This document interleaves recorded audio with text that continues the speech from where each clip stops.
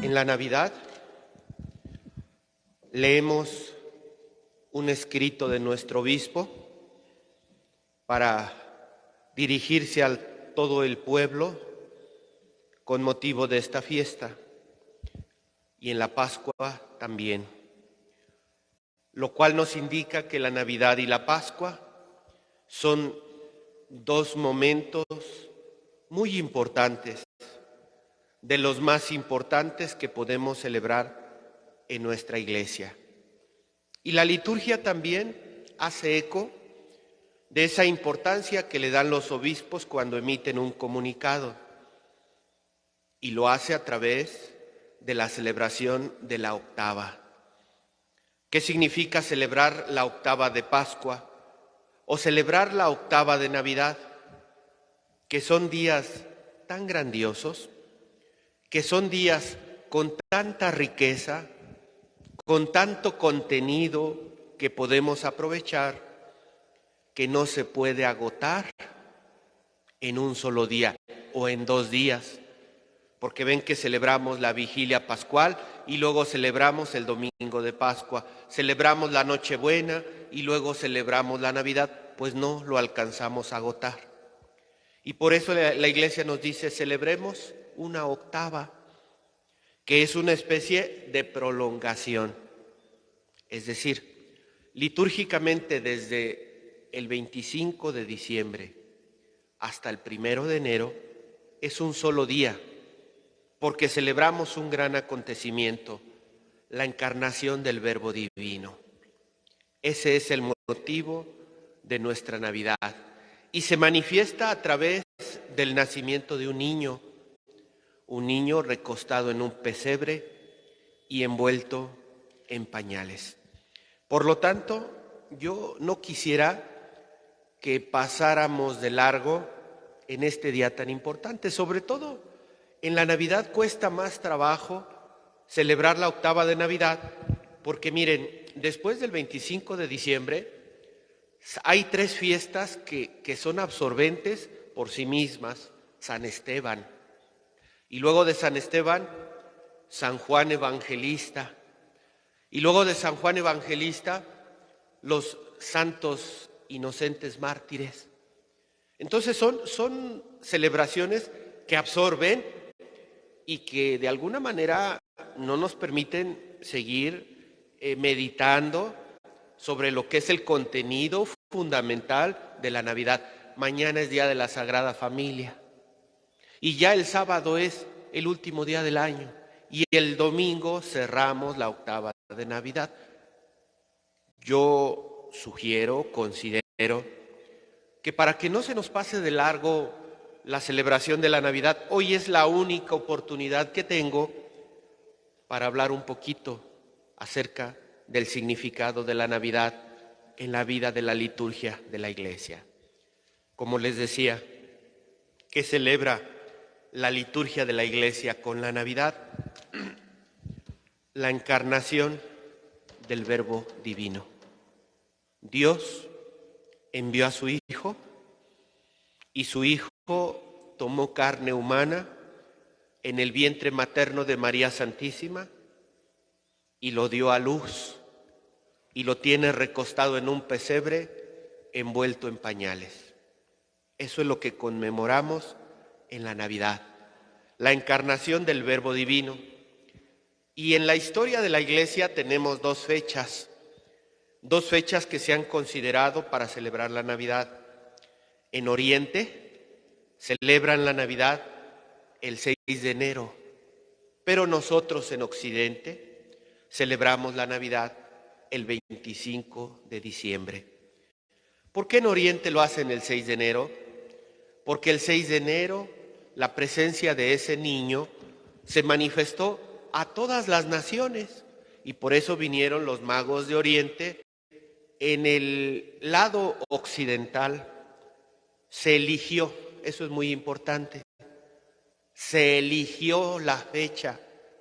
Nosotros lo celebramos el 25 de diciembre. ¿Por qué? Porque recordemos que en Roma había una idolatría sobre el nacimiento del sol. Le llamaban el Natalis Solis Invicti. Y toda la gente pagana se volcaba para adorar al dios del sol que nacía en el solsticio de invierno, como algo que hacían también aquí los indígenas y que nosotros lo conocemos gracias al evento de la Virgen de Guadalupe. Hacían sacrificios a sus dioses, porque si no alimentaban a los dioses, el sol no volvería a nacer, y para que el sol volviera a nacer, se ofrecían incluso sacrificios humanos. En ese mundo cargado de paganismo, se eligió el 25 de diciembre para suplantar la fiesta de la adoración del nacimiento del sol y decirnos: el que nace es el sol que viene de lo alto. El que nace es Jesucristo que viene a salvarnos.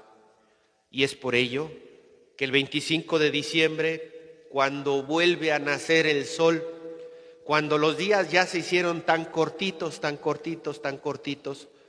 y todo es más oscuro que de costumbre, a partir del 25 de diciembre comienza nuevamente a brillar el sol hasta que lleguemos al verano.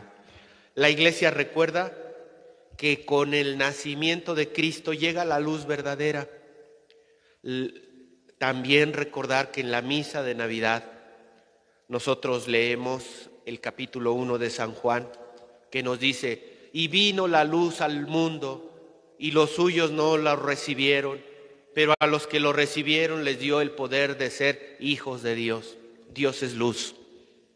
Y manifestamos esa presencia de Dios por medio de la luz.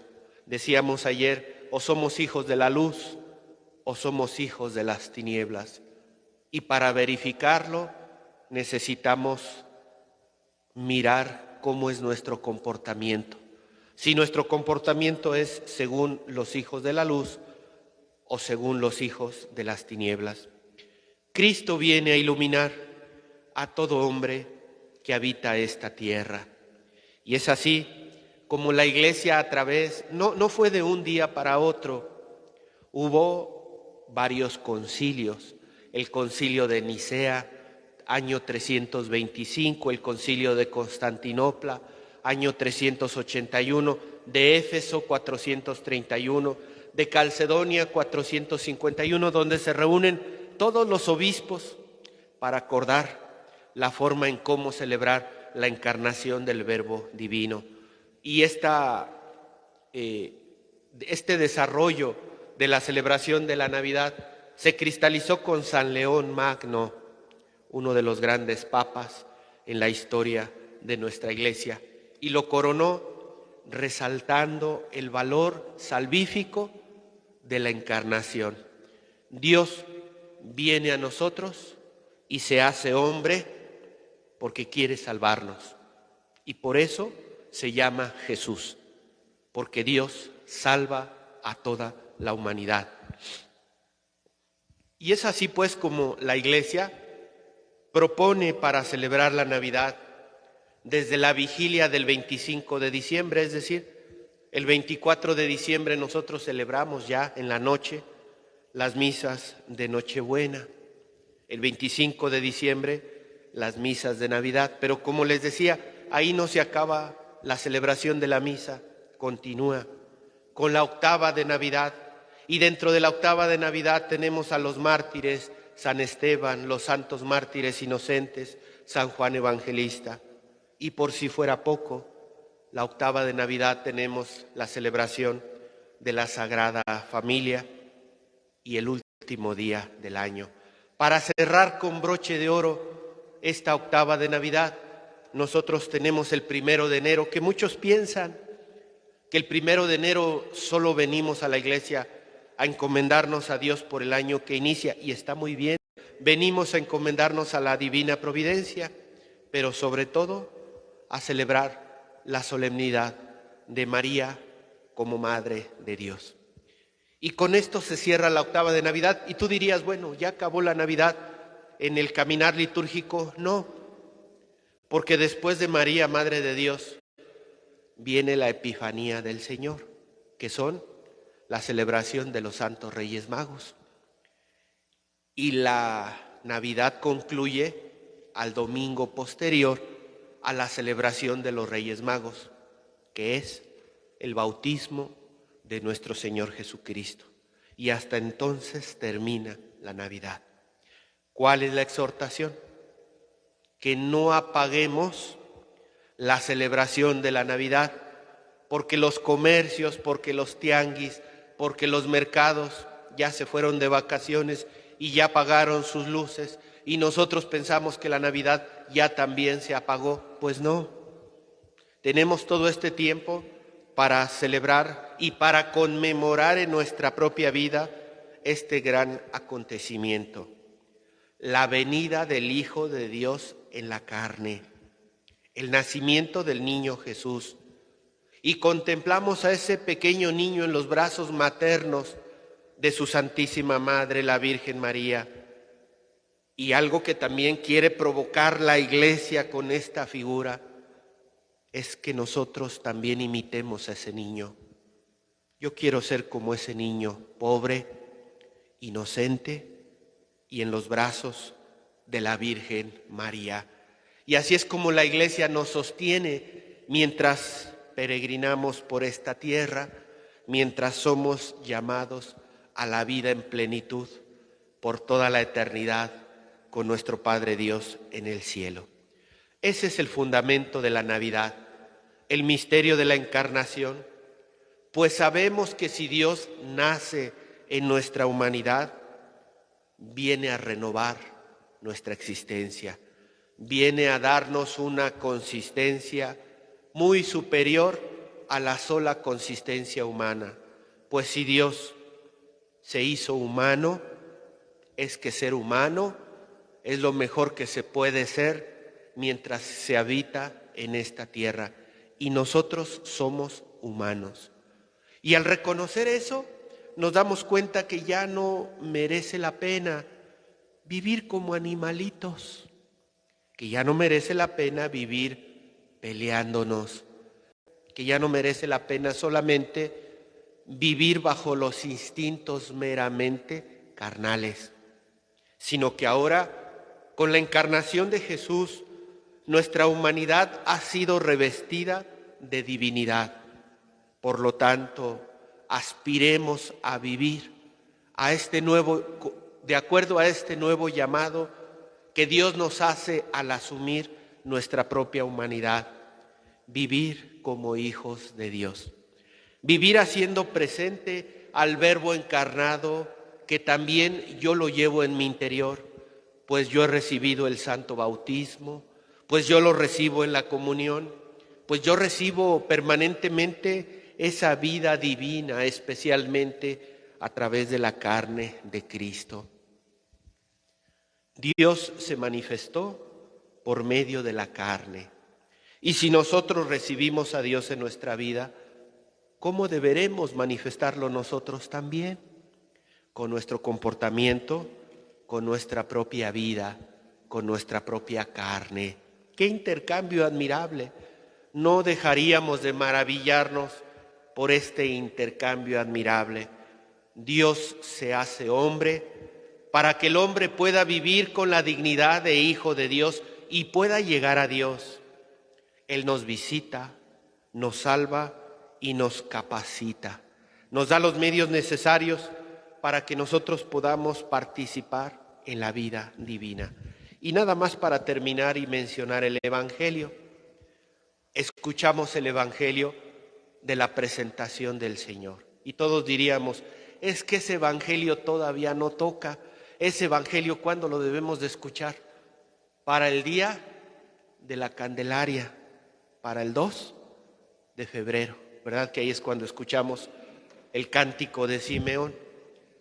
Litúrgicamente, la presentación del niño Jesús en el templo y la purificación de María en el día de la Candelaria, litúrgicamente es un misterio de la Navidad. ¿Por qué lo celebramos fuera de la Navidad? Porque nos gusta contar los 40 días. Y como la Virgen se purificó durante 40 días, del 25 de diciembre, cuéntale 40 días, y llegamos al 2 de febrero. Pero en realidad lo que sucede el 2 de febrero es parte de los misterios de la Navidad. Ese lo dejamos como un pendiente. Fíjense, si ya creíamos que la Navidad había sido demasiado, pues todavía vamos a dejar un pendiente para el 2 de febrero para celebrar el último detalle de la Navidad. Pues bien, vamos a pedirle al Señor que nos ayude a digerir todo esto que nos propone por medio de la Iglesia, porque de nada serviría que la Iglesia celebre y celebre y celebre y celebre si yo no me atrevo a hacerlo, si yo no me atrevo a confesarme, si yo no me atrevo a hacer mía la encarnación, si yo no me atrevo a recibir a Jesús en mi corazón. ¿Qué provoca la venida de Jesús en mi vida? Cada quien debe de responderle a Dios. ¿Qué cambios fundamentales hace la presencia de Dios en mi existencia? Zacarías elevó un hermoso cántico. La Virgen María elevó el hermoso cántico del Magnificat. La prima Isabel elevó la hermosa oración del Ave María. Hoy, Simeón eleva un hermoso cántico. Señor, ya puedes dejar morir en paz a tu siervo, porque mis ojos han visto a tu Salvador. ¡Qué bonito! Pero no sirven de nada todos estos cánticos si tú no te atreves a expresarle a Dios tu propio cántico. ¿Qué le dirías a Dios en esta Navidad? Que Dios nos asista para que podamos darle una respuesta acorde al llamado que Él nos hace a vivir en la dignidad de los hijos de Dios. Que así sea.